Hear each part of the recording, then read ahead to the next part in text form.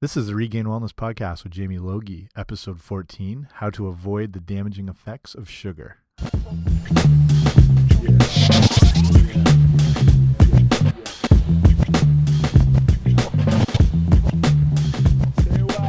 Hey guys, welcome back to the podcast. This is Jamie Logie, and I'm from regainwellness.com, which is a website I have set up that's geared around providing a lot of nutrition information, fitness information, wellness information, everything like that. This is the 14th episode, and we'll be focusing on sugar today, which is a big part of a lot of people's goals for the new year, and hopefully year-end as well, is reducing sugar intake as we're getting a little more educated with the super negative effects that sugar has on the body. So it is the new year.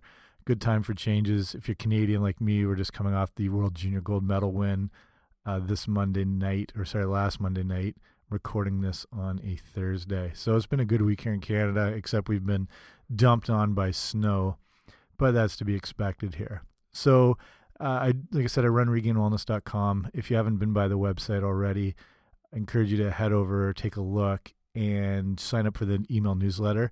So that way you're kept up to date with everything that's going on that I'm doing at regainwellness.com. So if you head to regainwellness.com/guide, you can sign up there, and I get you on the email newsletter, as well sends you my free ebook, which is called the Healthy Eating Starter Kit. So it gives you a bunch of good information on foods you want to start including in your diet, foods you want to take out of your diet. It's got some free recipes, things like that. And then it keeps you up to date when I'm doing new episode releases with the podcast and everything like that.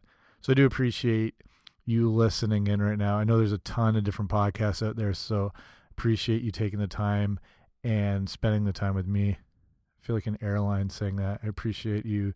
There's a lot of choices in airline travel, and I appreciate your business. But I do appreciate you listening. So jumping into it today, we're talking about some of the dangers of sugar and ways. I'm going to give you 4 ways you can replace sugar or minimize the effects of sugar in your diet. And it's no exaggeration to say sugar is like the cocaine of the food world.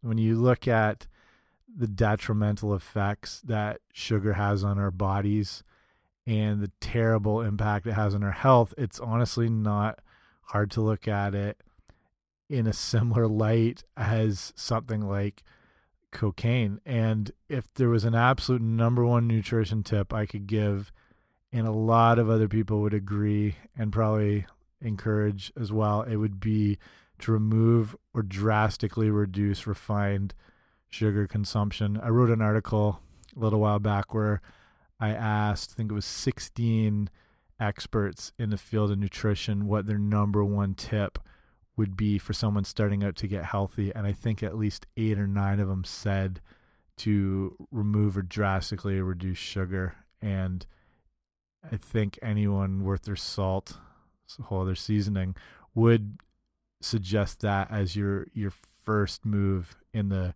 goal of getting healthy. So why is sugar so bad?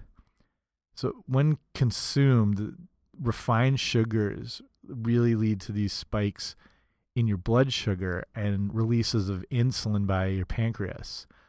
So unless there's going to be some physical activity coming up, this sugar needs to be stored somewhere as essentially a backup energy source. And that is really the way of thinking about what fat is, body fat.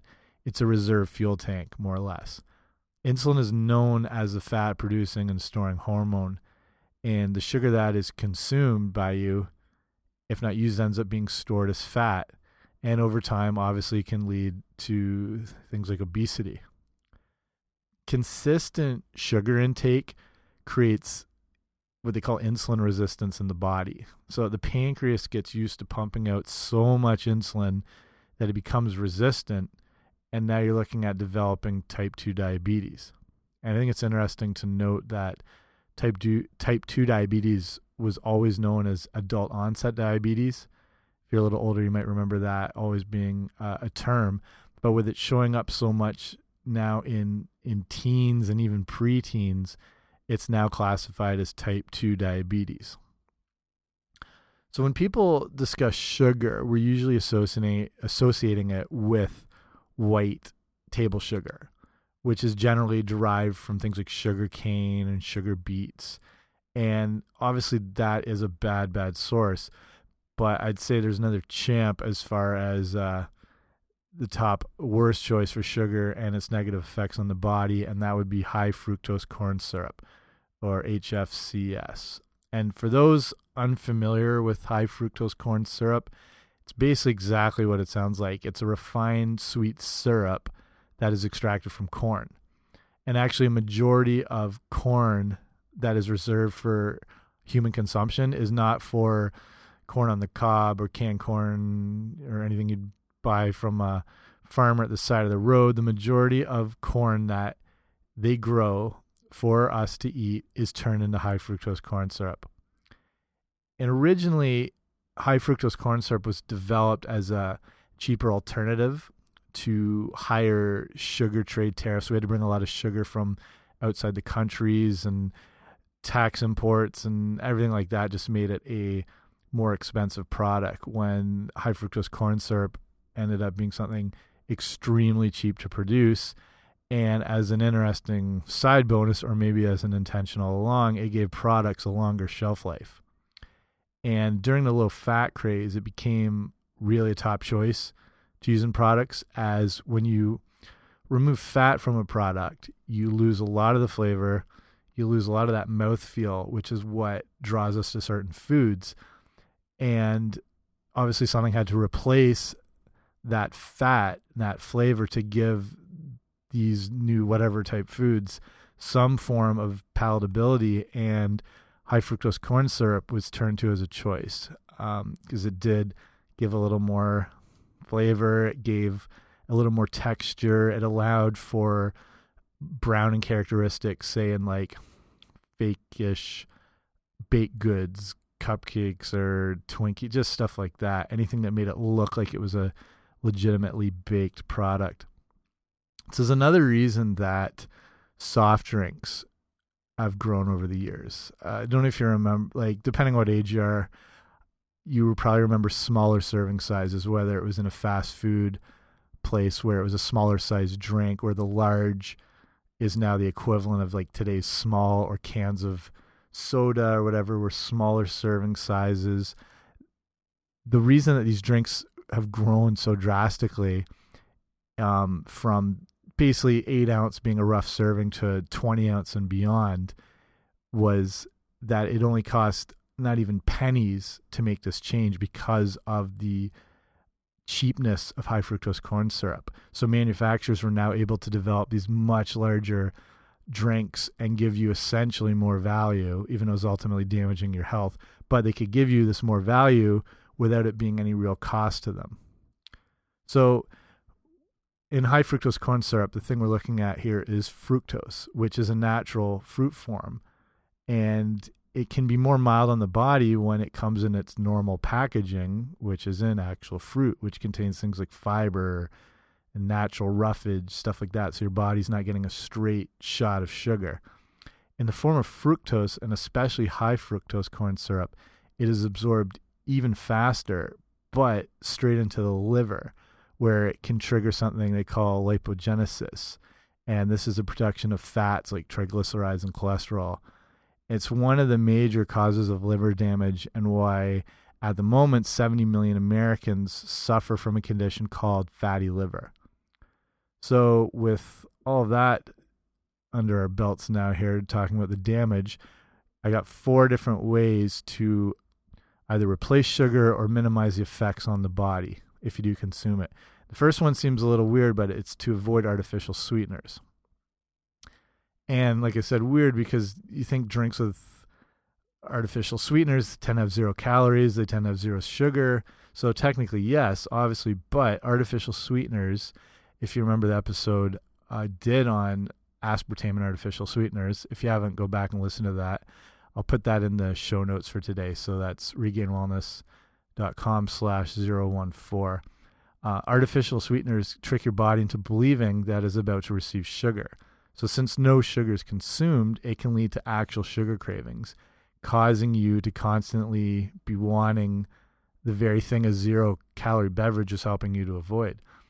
And there's also research from the Washington School of Medicine that shows that drinks containing sucralose cause a 20% rise in blood glucose.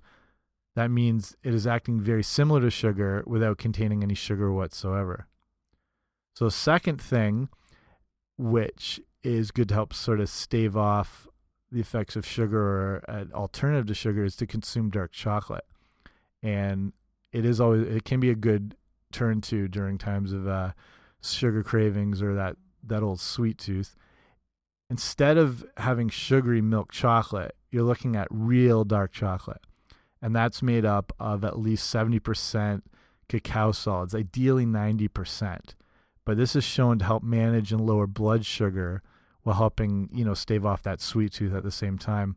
Dark chocolate is also loaded with antioxidants and polyphenols, which help in glucose control. So how is a chocolate able to do that and actually be recommended for diabetic patients? Because it's mostly made up of fat, and it allows the dark chocolate to rank very low on the glycemic index. But this fat is, when we talk about the good fats, it is one of these. It's in the form of medium chain triglycerides, which provide real health benefits like helping prevent cardiovascular disease and lowering blood pressure. So a square or two a day is, a good way to help fight off those sugar cravings while giving yourself some actual health benefits.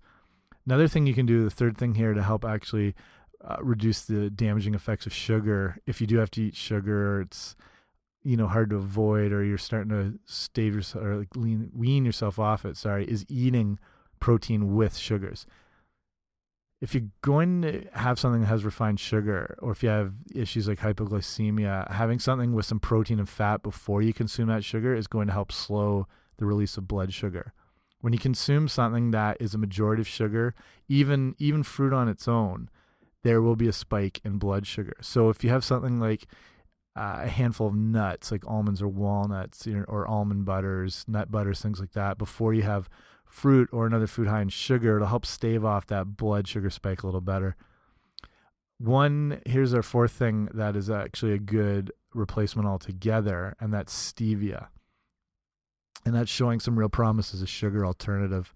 If you're unfamiliar with stevia, but you watched the last season of Breaking Bad, you might remember stevia being an important part in the coffee shop with Lydia at the end. I'm not going to do any spoilers in case you haven't seen it. And if you haven't seen it already, I don't know what to tell you. You've really missed the boat and have to get on it. But if you had seen the show, you're very familiar with stevia.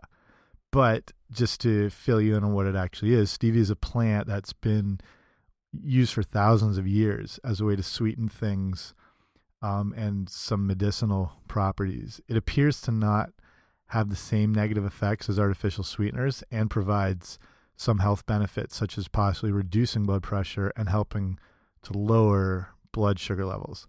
So ideally, if you're using this, you want to choose raw stevia leaf powder, which has a brighter greenish color to it. One option to give you a more natural version of stevia is to find it in liquid form, and you can usually find things like this really easy on Amazon. It's also available in the normal little packets like you'd find other artificial sweeteners, and comes in a white powder. It comes from the extraction of the glycosides in the plant, but some find to have this they find it gives a bit of an aftertaste, almost like a licorice-y type aftertaste. But this appears to be a better choice than reaching for sugar or an artificial sweetener altogether. So when it comes to things like this, as well as your food, you want to try and keep it as real as possible. So it's hard to avoid sugar. It's absolutely everywhere. It's in places you wouldn't think. It's in things like ketchup, pasta sauce, salad dressings, cereal bars. It's in bread. It's in crackers. It's in sushi. Things like cough medicine, soy milks, frozen dinners, beer, absolutely everywhere. Turning to foods when they're in their purest form and avoiding processed and packaged food. Use that in quotes. You can't see it, but quoting food. It'll be a really big step in avoiding unnecessary sugar and take over the day.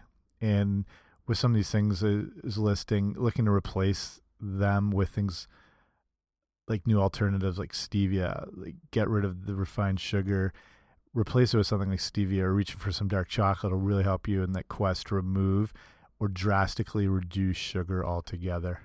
So that's it for me today. There's some good stuff right there you can start applying right away if you're looking to start reducing or cutting out sugar out of your diet, which, like I'm saying through this whole thing, is probably the best step you could take towards improving your health and your wellness. So please stop by regainwellness.com. Check me out there, see everything that's going on. I'm working on a book that'll be out shortly. It'll be an ebook, but it's almost finished, and it's going to be called Taking Back Your Health. So I'll give you more updates when that's ready to go. And in the meantime, if you want to be in touch with me, you can check me out at the website. You can check me on Facebook, facebook.com/regainwellness. You can tweet to me at Regain Wellness. And if you want to email anything, we can talk Breaking Bad all day. That's email address is info@regainedwellness.com. So in the pursuit of all your health goals, your wellness goals, getting your nutrition on track, trying to cut back, remove sugar, in this whole process, remember progress, not perfection. See you next time.